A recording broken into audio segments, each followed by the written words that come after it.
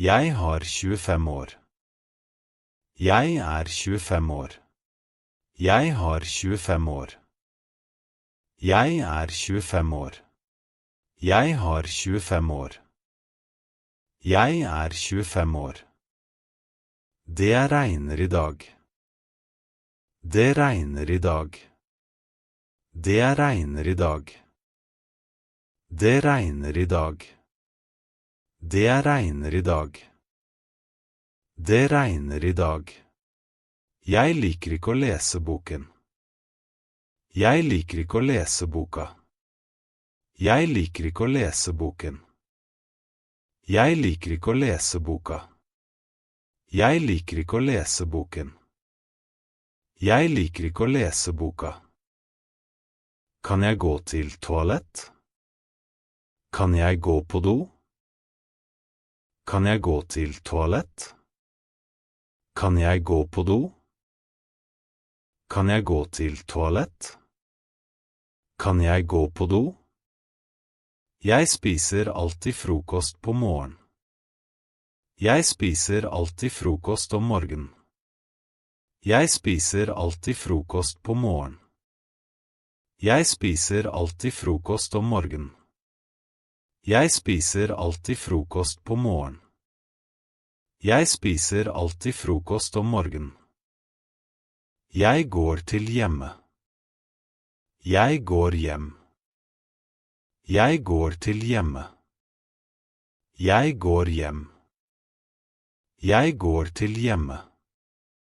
Jeg går hjem. Det smaker godt, ja? Det smaker godt, ikke sant? Det smaker godt, ja?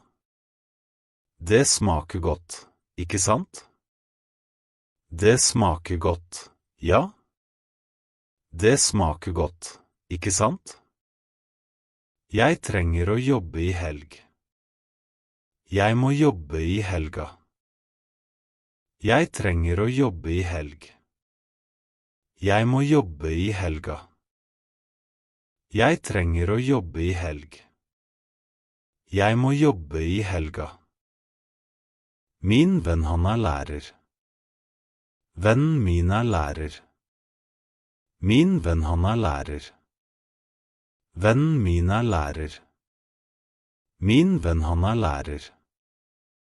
Vennen min er lærer. Hva du gjør? Hva gjør du? Hva du gjør? Hva gjør du? Hva du gjør? Hva gjør du? Jeg er enig med deg ikke. Jeg er ikke enig med deg. Jeg er enig med deg ikke. Jeg er ikke enig med deg. Jeg er enig med deg ikke. Jeg er ikke enig med deg. Jeg ser på ham. Jeg ser på ham. Jeg ser på ham. Jeg ser på ham. Jeg ser på ham. Jeg ser på ham. Han er mer smart enn meg. Han er smartere enn meg. Han er mer smart enn meg. Han er smartere enn meg. Han er mer smart enn meg. Han er smartere enn meg. Hun har mye venner. Hun har mange venner. Hun har mye venner. Hun har mange venner. Hun har mye venner. Hun har mange venner. Vi går i byen i kveld. Vi skal til byen i kveld. Vi går i byen i kveld. Vi skal til byen i kveld. Vi går i byen i kveld. Vi skal til byen i kveld. Kan du hjelpe meg med å bære den? Kan du hjelpe meg med å bære den? Kan du hjelpe meg med å bære den? Kan du hjelpe meg med å bære den? Kan du hjelpe meg med å bære den? Kan du hjelpe meg med å bære den? Denne er korrekt bruk for kontrast. Jeg bor på Norge. Denne korrekt bruk for kontrast. Jeg bor på Norge. Denne korrekt bruk for kontrast. Jeg bor på Norge. Jeg bor i Norge. Jeg venter for deg. Jeg bor i Norge. Jeg venter for deg. Jeg bor i Norge. Jeg venter for deg. Jeg venter på deg. Han liker å snakke med deg, ikke? Jeg venter på deg. Han liker å snakke med deg, ikke? Jeg venter på deg. Han liker å snakke med deg, ikke? Han liker å snakke med deg, ikke sant? Det kaldt ute, det? Han liker å snakke med deg, ikke sant? Det kaldt ute, det? Han liker å snakke med deg, ikke sant? Det kaldt ute, det? Det kaldt ute, ikke sant? Jeg føler meg dårlig i dag. Det kaldt ute, ikke sant? Jeg føler meg dårlig i dag.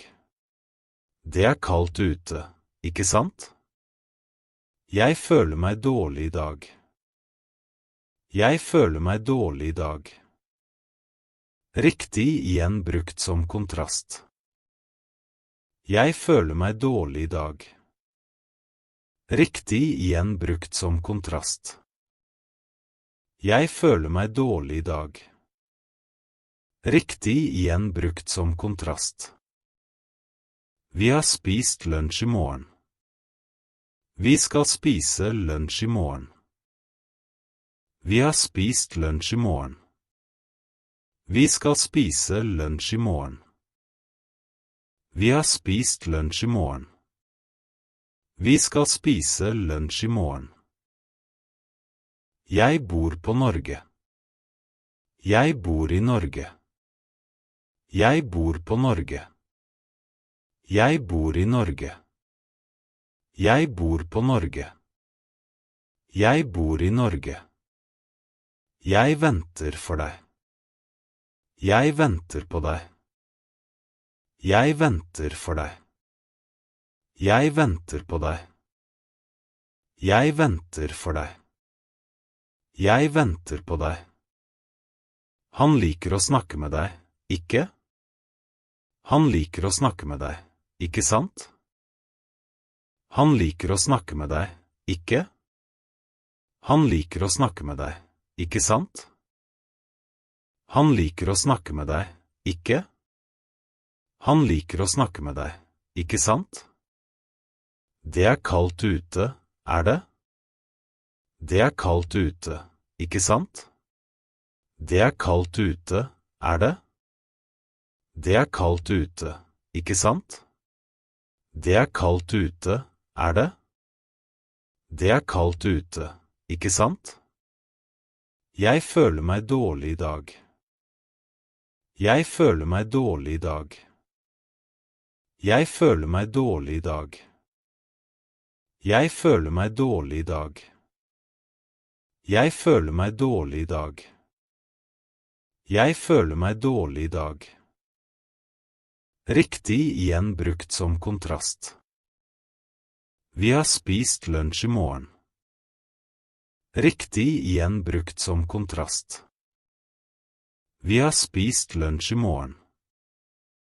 Riktig igjen brukt som kontrast. Vi har spist lunsj i morgen. Vi skal spise lunsj i morgen. Han snakker engelsk veldig bra. Vi skal spise lunsj i morgen. Han snakker engelsk veldig bra. Vi skal spise lunsj i morgen. Han snakker engelsk veldig bra. Han snakker veldig bra engelsk. Jeg har ikke noe penger. Han snakker veldig bra engelsk. Jeg har ikke noe penger. Han snakker veldig bra engelsk. Jeg har ikke noe penger.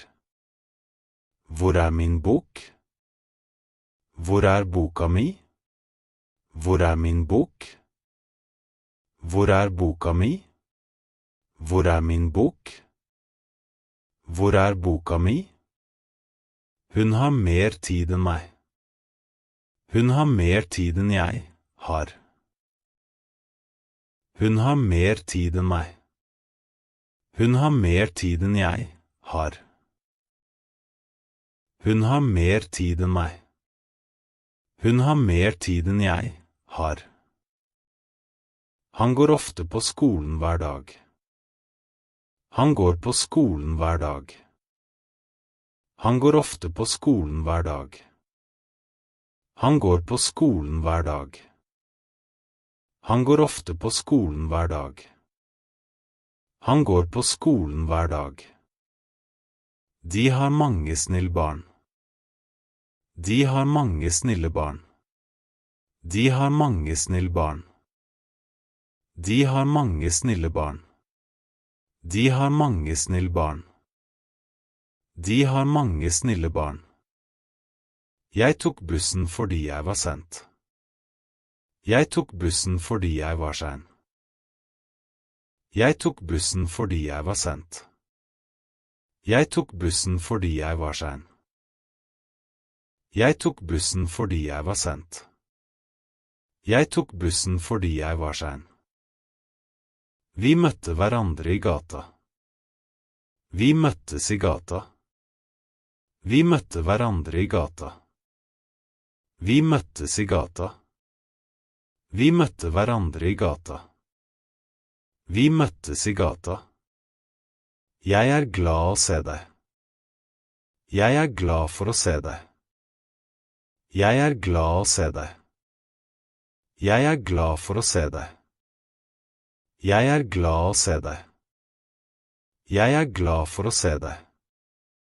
Han gift med en norsk kvinne. Han gift med en norsk kvinne. Han gift med en norsk kvinne. Han gift med en norsk kvinne. Han gift med en norsk kvinne. Han gift med en norsk kvinne. Jeg snakker med lærer. Jeg snakker med læreren. Jeg snakker med lærer. Jeg snakker med læreren. Jeg snakker med lærer. Jeg snakker med læreren. Hun liker å lese, skrive og tegne. Hun liker å lese, skrive og tegne. Hun liker å lese, skrive og tegne. Hun liker å lese, skrive og tegne. Hun liker å lese, skrive og tegne. Hun liker å lese, skrive og tegne. Vi må gjøre leksene. Vi må gjøre leksene. Vi må gjøre leksene. Vi må gjøre leksene. Vi må gjøre leksene. Vi må gjøre leksene. Skal vi gå til kino? Skal vi gå på kino? Skal vi gå til kino? Skal vi gå på kino? Skal vi gå til kino? Skal vi gå på kino? Jeg elsker å spise fisk, men jeg liker ikke den lukt. Jeg elsker å spise fisk, men jeg liker ikke lukta. Jeg elsker å spise fisk, men jeg liker ikke den lukt. Jeg elsker å spise fisk, men jeg liker ikke lukta. Jeg elsker å spise fisk, men jeg liker ikke den lukt. Jeg elsker å spise fisk, men jeg liker ikke lukta. Jeg tenker å flytte til Oslo. Jeg vurderer å flytte til Oslo. Jeg tenker å flytte til Oslo. Jeg vurderer å flytte til Oslo. Jeg tenker å flytte til Oslo. Jeg vurderer å flytte til Oslo. Han ikke vant med kulde. Han ikke vant til kulda. Han ikke vant med kulde. Han ikke vant til kulda. Han er ikke vant med kulde. Han er ikke vant til kulda. Huset er laget av tre. Huset er laget av tre. Huset er laget av tre. Huset er laget av tre. Huset er laget av tre. Huset er laget av tre.